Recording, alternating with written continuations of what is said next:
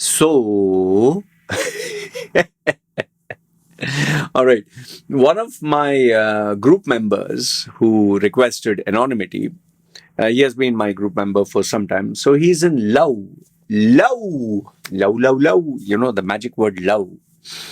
Okay. And he wanted my advice on he's in love with this girl. He wants to marry her. All right. And he's very confused. On one hand, you have Andrew Tate's advice, be the alpha male. On the other hand, you have like Jay Shetty, love, and you have to understand her very mushy mushy stuff from Jay Shetty. And then there are, Hollywood movies which tell you how a man should be, like the new Fantastic Four, that hero. What is his name? Wait, let me just leave. Fantastic Four cast. What is that guy's name? Pedro Pascal. Okay, now a lot of the internet is saying that that is how a man should be. He should be very sensitive and loving. And so there is confusion. There is confusion, genuine confusion of whose principles should he follow. And yeah, should he follow the Loy Machedo style? Which style is correct? See, one thing I will agree. In today's day and age, you have so many versions of how a man should be, how a relationship should be, how you should select a girl, that a person can get absolutely confused. Okay? So his confusion was genuine, and he said, sir, if you can just make a video just to guide me, I really don't know. Should I become like an Andrew Tate, or should I become like you, sir, strict, or should I become like a romantic guy? So in this video, I will answer what kind of a man you should be and what are the factors you should consider when getting married. And like I say, okay, there is no one size fits all. It's all a perspective. Okay, everyone has their rules. There are some universal rules. Although I can say those are universal rules, like you should be a man of the house, you should be the provider and all. But the problem is people twist and turn that statement and then make it, oh, so you're a macho, male chauvinistic pig and all that. So, okay, so what I'll do is I'll give you a couple of pointers to consider. And I'm pretty sure this will serve as, kind of a neutral ground where you will make the decisions and you will decide what is right, what is wrong. Okay. So the guy in question, he is in his 30s and he wishes to get married to the girl who is also somewhere, going to enter 30s. He is older than her. The parents are both upper middle class, well to do. Okay. The brothers, sisters, they have migrated to different parts of the world. They both are working professionals. And so now they are in love. Love. Okay. The first thing which I want to tell you is the problem with the word love. As you know, it has different meanings.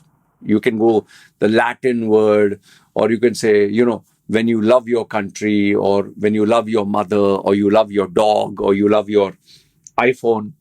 Those are all different kinds of love. And then there is sexual love, erotica, and then there is selfless love. Okay, you give to the poor and don't expect anything in return. So the problem is, for all these kinds of emotions, there's only one word which we call love. So now when you are attracted to a female, okay, you're attracted to a female, there's confusion. Is it sexual love? Is it love that you're attracted to her? Is it, let's say, you and her get along very well. You have, you feel your minds meet. But does that mean that you should spend your whole life together? In fact, sometimes the best of friends should just be friends, should not be beyond that. And when best of friends become, let's say, business partners, or they become lovers, it complicates a lot of things. Okay, because remember, once you factor in sex, okay, once you factor in expectations, once you factor in like this, putting your hair down, just letting go, being yourself, then the person tends to see another side of you. And let's say, for example, you are both best of friends, buddy. there also, it proves to be a little bit of a problem. Why?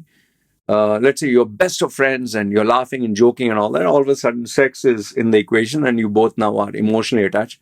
Now, if you go out and the guy fools around with the girl, or the girl fools around with another guy, before you are friends, anything goes. But now you'll feel that, oh, why is she doing that? And how dare that guy come near her? And she can also be like, he's mine, he belongs to me. So things change, the dynamics change. And please keep in mind, once someone gets married, the dynamics of the relationship change, expectations go sky high. And in fact, I'll tell you, it's not just the legal aspect of marriage. Now, some people say, oh, I'll never get married, I'll just be boyfriend, girlfriend, or live in. Marriage, has lost that this thing where it's just a legal document where you both sign, which obviously has an impact, especially because nowadays you end up losing all your savings, all your money, everything else. You can be taken to jail. She can sue you. All that bullshit is there. But even forget the legal aspect, that a girl can say, oh, he tried to rape me, or he promised me. In India, even if you promise someone you will get married, you can be taken legally to task. The parents can say, he promised my daughter he would marry her, now he's not getting married. All that bullshit. Let's keep the legal aspect aside. Once sex gets involved, then there is a different kind of attachment. Then when you use each other's body and mind and kind of spirit, so to speak, to satisfy each other, then you start getting possessive, you start having expectations. Let's say you both are living together in the same place. Meeting a boyfriend or girlfriend once a week is different from meeting a boyfriend or girlfriend every day to literally staying together. I'll tell you, it's really different. Like when you're staying with your parents and she's staying with her parents, meeting her is like a joy, and you're so happy. Everything you do is so cute. And oh, he has a runny nose. Oh, he farts. Oh, he's smelly sometimes. I just love him. He's so cute. But then when you stay together, and if you are not disciplined, or you don't clean your stuff and you keep making the house a mess, or those cute things start becoming irritating. Okay. So now, what are the factors that I would advise? See, understand this much. You're not Andrew Tate. You're not Pedro Pascal. You're not Tom Cruise. You're not Loy Machedo. You're not anyone. You are you. So you have certain traits, like physically, you look different. Uh, mentally, you are different. Emotionally, you're different. Your body shape is different. Your sexual libido is different, or appetite is different. How active you are, your mood swings are different. So you're a very unique individual with very unique characteristics. And then she is also very unique. Now, that is the first part. The second part is the information that you have put in your head through, YouTube, social media. Like, see, in his case, he was telling me about, oh, Andrew Tate, should I be like that? So there's a lot of Andrew Tateism that is in his head. Now, we don't know what kind of person she listens to. Maybe she's listening to a feminist. Maybe she's listening to the words of, let's say, a leadership lady like Indra Nooyi, or let's say Angelina Jolie, for example. I'm just giving. Or maybe she's listening to a person who is a director or CEO of a company. Or maybe she's listening to her own mother. You just don't know. So one is you're unique in your own different way. Second is, on top of that uniqueness, you build all these belief systems, expectations. So you cannot, by default, use a one size fits all. Okay, I'm going to be like Andrew Tate. I'm going to be macho. I'm going to put my foot down in place. It doesn't work that way, because if you're trying to be Andrew Tate, means you're putting on a facade. You're not Andrew Tate. And I'll tell you, there are some guys in my group who try to sound like Andrew Tate. Oh, I'm alpha male, I'm this, I'm that. You just know that deep down, he's just a oversized baby who is trying to act like Andrew Tate. Okay? And you know for a fact it's just bullshit, but you don't bother. And then there are some others who, I'll tell you really, they pretend to be very nice guys. They pretend to be very mature. And why do I say they pretend? Because I know the other side. Some of them are my clients. Some of them have a very dark side to them. Some of them are like, I'll give you an example without stating names, obviously. Very mature, has, like 2 or 3 daughters who are in college, respectable person of society, goes, does all the religious stuff, and all the families, they love this guy, and, they look up to him, and respectable member of the corporate world. Literally everyone, they stand up when the guy walks in. Well, I know the other side, which nobody else knows. I can't tell you, I'm sorry, but if if anyone came to know even 10% of what that guy does outside, finished. You, I was shocked with all these years of meeting so many clients. I was shocked at what he was telling me, what his fetishes are, what his secret side is. Now, does that make him a bad guy? Well, it's not for me to decide. That's his life. But you get what I'm trying to tell you. Okay. So everyone has, the different sides to their personality. Now, if this guy came to me and said, okay, what are the factors I need to keep in? First, most important thing is understand this much: you and her both are unique individuals. A one size template will not fit. If you do need a coach, or you need a consultant or someone, you cannot go to that person when your marriage is nearly destroyed, on the rocks. Okay, we both are fighting now, we'll go to marriage counselor. It does not work.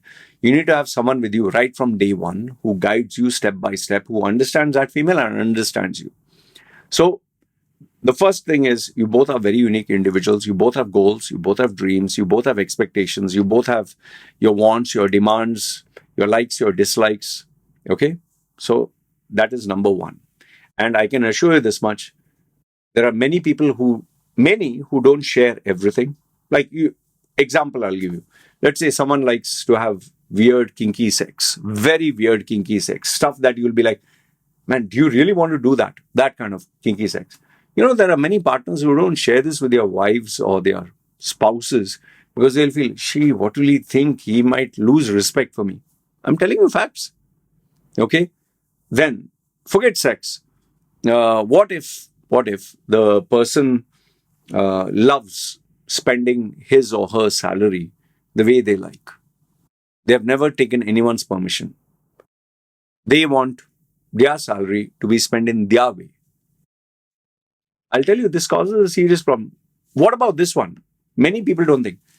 Do you trust your partner so much that you can give all your passwords, Facebook, Twitter, Instagram, every single password to your partner, and say, check everything right from day one? I can challenge you this. Maybe nearly 95, I'm just giving you nearly 95, 99%, or say 95. They will not. They will not give all their passwords. They just, because you're exposing so many things, it can backfire. Maybe the person doesn't have the maturity to accept your dark side. Let's assume you did something that was unacceptable to her culture, her tradition. Let's say he had, example, I'm just going with the wild one. Let's say he indulged in an orgy where he not only had sex with the females, he had sex with males also, and he maybe has a fetish for animals, just going wild. How many partners do you think they'll say, that was cool, that is okay, it's all right? Trust me when I say this, there are a lot of dark things that, not just sex. Let's say, for example, a person is, you find out your partner is involved with the underworld, the mafia, illegal activities. See, these are real serious problems. Huh? These are not things which I'm just taken from a Hollywood movie. These are actual things. What if you find out, let's say, you're in love with a person. What if you find out the person has committed a crime or a murder? What do you do then? So, people, they may not reveal everything.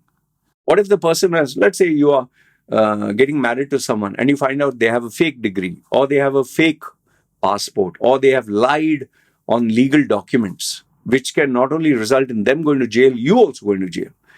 Would you still stick with that person? See, all this sounds very easy, but when you put into that place, or let's say, simple thing, you are in love, you're going to get married, and then you find out that this person has multiple sclerosis. You know that disease where you become literally like a stick, like you can't move, you become like brittle, and you have to take care of this person for the rest of your life. Would you still continue in the relationship? What if the person you find out has AIDS? See, all these things, I know this sounds extreme. These have happened, and there's always a possibility. What if the person gets an accident and loses an arm or leg or becomes blind? I've shared examples of couples whose life got turned up and down.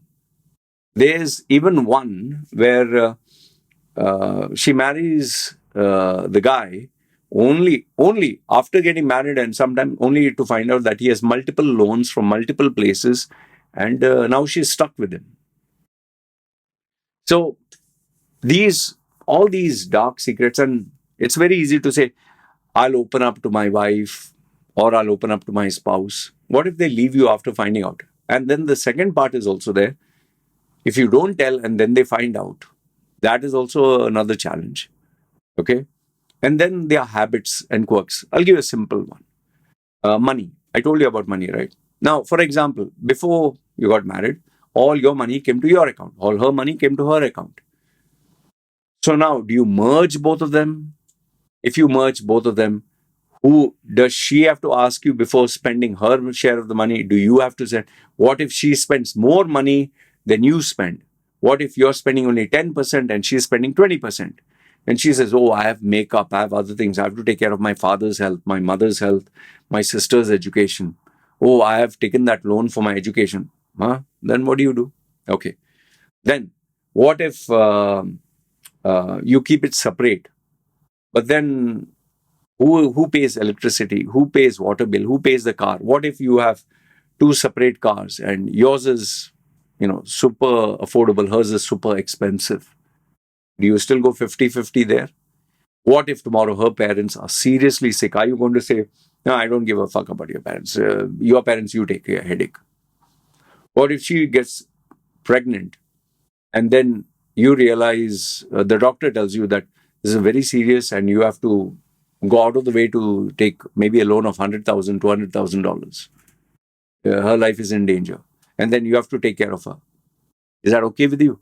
All sounds okay until, you must have read these stories, no? Guy gives half his kidney to the girl and then the girl takes it and then she dumps him. See, all these factors are also there. So a discussion of money is very, very critical, very sensitive. I'll tell you this, you don't realize, but when you both start earning or when you both start spending, it will bug you when your partner starts spending. And if your partner earns less than you and spends at your level, that will also irritate you. If your partner earns more than you and your partner buys whatever she likes and you can't buy, that also is messed up. Okay? So, money. The next one is freedom. Freedom to meet your friends, freedom to have your privacy, freedom to go where you like, freedom to spend time with whomsoever you like, freedom to do what you want with your money, freedom to do what you want to go for a movie. Or do you have to ask permission? What if the person says, no, I don't want you to go? Would you feel happy with that? What if she says, no, you can't be friends with this person, but then she has a friend and she has to be friends with this? Are you both going to break up with all your friends and just have each other? What about, in fact, this affects everyone. Social media. What if he has many females on social media? Are you going to tell him to delete all of them? What if she has many friends she talks on social media? You're going to tell her delete all? Then don't you think she might keep a secret account? See, people, you can't just suddenly expect them to change after 30 years of being who they are. Do you control them. Who are your friends? Who do you meet? Who do you spend time with? What about the parents? What if the parents want to stay with you, her parents or his parents? What if she values them more than you? My wifey values her family more than me. What do you do? Okay. Then, what about household chores? Are you going to just have someone else come and clean the house? Or, okay, if you have someone, you don't have to worry. Okay. But then, if you don't have someone or you have to do it by yourself, who does what? Do you know, sometimes my wife keeps everything a mess. Like, I'll give a very simple one. In the toilet, uh, I like to use my toothpaste from down all the way to up. My wife just squeezes in the center, sometimes right at the front. My baby, forget, she leaves it open, and next you know, the whole toothpaste has water in it. There is hair. I don't have hair. There's hair everywhere. Shampoo. Sometimes I have to figure out where's my body wash, the scrubber. If my daughter goes to a bath, there is all toys inside the bloody toilet. I can't even have a nice shower in peace. See, all these things also. And my wife, she does a lot of work. So sometimes I can't even find where I kept the things that I like. I have to search where it is. You can shout and tell them, no, don't touch my things. But then if you have a kid or someone, it goes everywhere, man. Sometimes I want the house to be super clean, but it's super dirty. My daughter sometimes like to color. You know, when she was smaller, she used to color the whole bloody walls with the color pens. Now she uses paper. I bought her enough and more paper. And guess what? When I can't even show the house on phone because it's that badly a mess. That much mess is there. And no matter how much we clean, no matter how much we keep things in order, you might say, oh, that is just part of life. No, it'll drive you mad. In fact, I'm lucky that I can lock this room and stay alone here. Nobody's allowed. Can you afford to do that? Yeah, if you are a alpha male, so-called alpha male or male chauvinistic pig, or you are earning, yeah, you can set the rules. But if you both are earning, you can't tell your wife, don't come to my room. She'll tell you, don't bloody come to my room then. What if you can't afford a separate room? You also have religion to think about. Even something as silly as the name for the child. The child spends time with whose parents, religious festivals. I even had clients who, during Christmas or during New Year or during their Diwali or Eid or whatever, the child spends more time with some families and less. What if your children don't like to go to one particular household? What do you do? In fact, have you thought about it? After your honeymoon phase is over, things get just like you have a roommate. What if you're horny? What if you want to have sex? And the person, nah, I don't want to have sex. What if you're not in a mood to have sex? Hey, come, let's have sex. Come on. You're going to do it for me. And you say, no, I don't want. What if you both have a fight or an argument? Who caves in first? I'm serious. These are very important questions. I've told you something as small as even your passwords, even your phone, the PIN. Are you ready to leave your phone? You know, they show some ads, no, where the guy's sleeping and she takes the finger and then checks everything. Do you trust your partner so much that literally everything can be shared? See, I'm not trying to say that all marriages are a failure, but marriage is a responsibility. That's my favorite phrase. There are so many factors that come into marriage, so many, from the parents to the secrets to the password to the money to the religion to the personal space to the friends to your own dreams. What if she wants to go to, let's say, Germany and you want to go to Australia? What if she wants to pursue her corporate goals, but you also want to focus on yours? Then who takes care of the kids? And even when the kids, what if you have a style and your wife has a style? Who does the kid follow? Today's day and age, things have become very complex because of the freedom, because of uh, the amount of choices that you have. So it's very hard to keep a relationship intact. And when you are in love, emotionally invested in a relationship, The one who is more in love will end up more hurt. And then when either party gets hurt more, or they feel they got hurt more, not many people know how to handle this in the right way. Some take it to the extreme. Some might even take it to court. Some are like, you destroyed my life by breaking up with me, I'll destroy yours. I'm telling you, actual facts. So there are so many things to think about.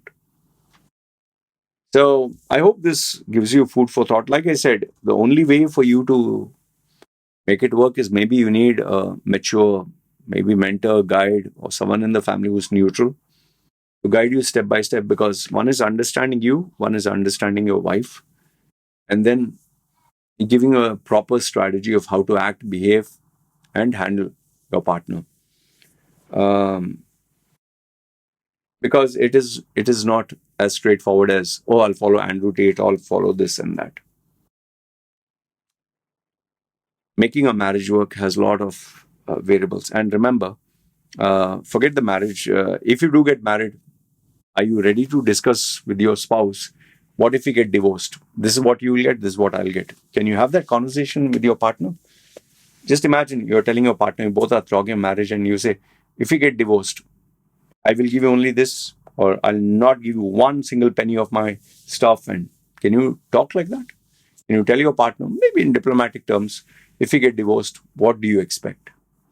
Can you? If you can't, then you have a relationship only for good times, not for bad times. And do you know there are some partners who, once you tell them, what if we get divorced, then they'll forever, be like a monkey on a back and say, oh, I thought you loved me, but now you're talking about divorce, and they'll keep nagging you about it. That is also there. And there are some people who, once you get married, they are not going to let go of you, no matter what. And biggest one of all, what if you got married and you find out it's a mistake? Or what if you're in a relationship and you realize, shit, man, this is not what I wanted? Or you find someone better after a few years. Then, can you tell your partner, bugger off? What if her parents or your parents, the boy's parents, they don't keep quiet? So many things, Baba, so many things. So anyway, I hope this gave you a perspective. Everything from religion to upbringing, to the parents, to the friends, all these factors have to be taken into consideration, and rules have to be drawn in the sand. Written rules, which have to be stuck and followed. Otherwise, you're seriously inviting trouble.